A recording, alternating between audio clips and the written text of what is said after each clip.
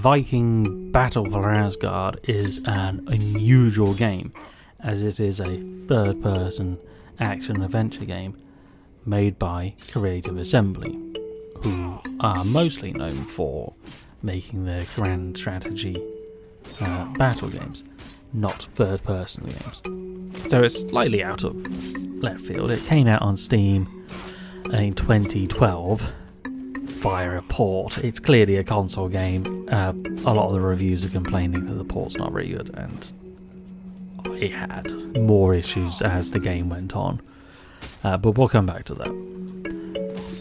So the general premise of the game is you are an immortal warrior who has been given immortality by Freya, the goddess of love and wisdom, in order to fight the forces of Hell, as in the Norse god Hell, not the underworld.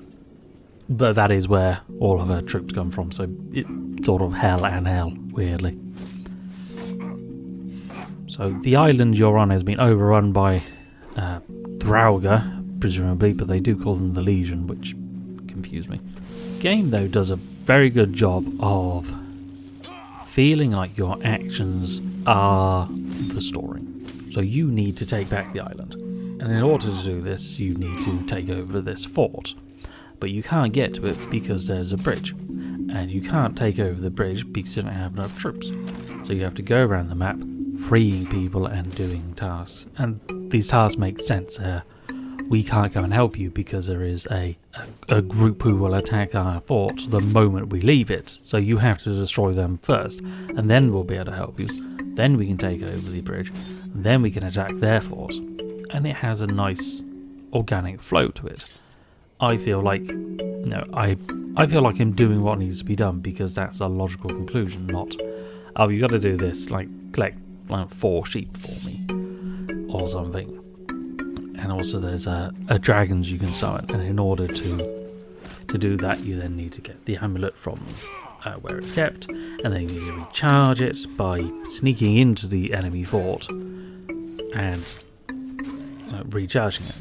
I say sneaking. Skyrim, the main character, believes stealth is a fancy word to say murder, because I was just eviscerating guys as I went through. So it's quite fun. In terms of the combat, it's quite utilitarian, really. Stealth is automatic. If an enemy can't see you and you're nearby, he will go into stealth.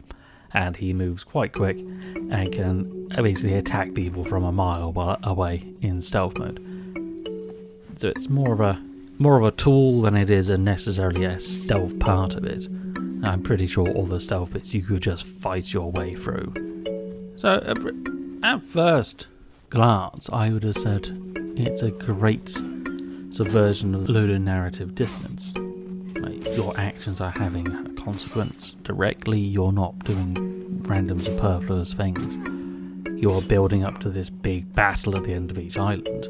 And to begin with, I thought it was great. I really wanted to do a video about how this game uses utilitarianism to really put you in the seat of Skyrim and do what you're logically doing. As I thought about it, I was more critical about it, I realised I don't think it was intentional, honestly. I think it works because they've not really bothered doing anything else. All the times I was freeing the Viking prisoners, I could just let them out and they've all got swords because a free Viking can fight, and hence they have to have a sword, so they just pull them out all the time. Little things like that just come back and bite it in the arse again and again. The question is really, is removing all of these elements from a game in order to try and make it seem logical and sensible, is that an achievable aim we have for games? Can we do that? I think this has achieved it partly because it's a bad game, not because it's a good game. I classify the whole game as disappointing. So the first part of the game is you trying to recharge this amulet to summon a dragon in order for it to come help you in the battle. And the thing just turns up and starts to gloriously T-pose for the fucking air.